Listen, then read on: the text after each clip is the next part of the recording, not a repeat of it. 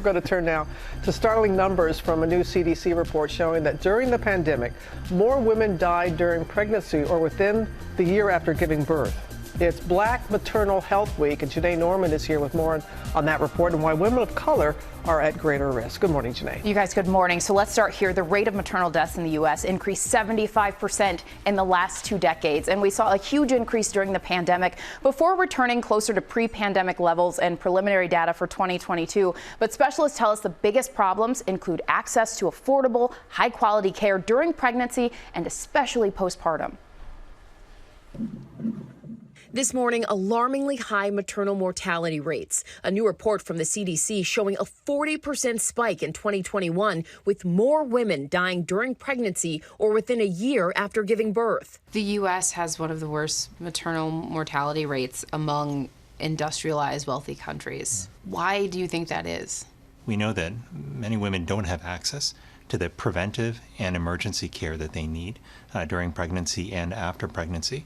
And part of that is that many women don't have the extended coverage that they need for postpartum care. And another new report looking at over 1,000 pregnancy-related deaths in 36 states from 2016 to 2019, finding that 84% were preventable. Black women are 3 to 4 times more likely to die from a pregnancy-related cause than white women. We see that there are longstanding structural issues and barriers that have prevented Black women and women of color more broadly from getting the kind of care that they need. We're not aiming to just walk out alive as you know, as the goal here. That's the baseline. Emily Rodriguez is a doula and founder of Ashe Birthing Services in New York. I wish that when people became pregnant, their provider would say, where would you like to give birth? You're a low-risk person. So if you're high risk, I would say let's birth in the hospital. That's what I would like to see. And all the low-risk people birth outside of the hospital or in the hospital with midwives. Experts say that anyone planning a birth outside of a hospital or birthing center should have certified midwives attending and have access to a hospital if a medical emergency arises. Rodriguez is Dr. Carla Williams' doula.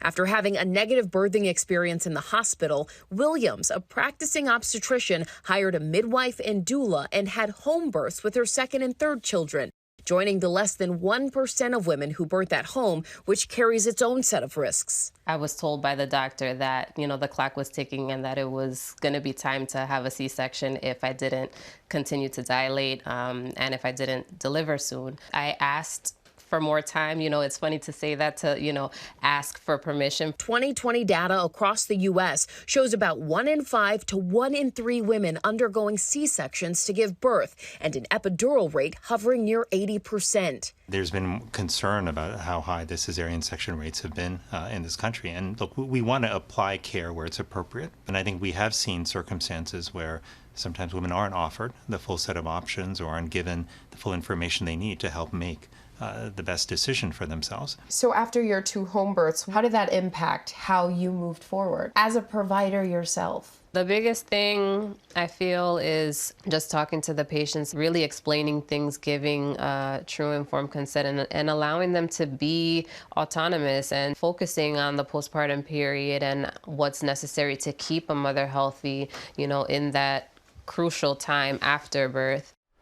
And recent CDC data showing just how crucial postpartum care is, finding half of maternal deaths happened 1 week to 1 year after giving birth. And while about 1 in 4 of those deaths were from hemorrhage or cardiac conditions, nearly the same amount, 1 in 4, were from mental health conditions, with more than 80 deaths attributed to suicide by new moms. The Surgeon General says postpartum depression is a major factor. Mental health and social stressors like lack of resources, returning to work too soon, are important drivers of these mortality numbers that are just unfathomable. When you hear the doctor in your report saying that she would rather give birth outside of the hospital, wow. Yes, that's really telling. That makes you think she is a practicing OB, but that is her experience. All right, wow. Thank you for that enlightening and very important report, Janae. We appreciate it.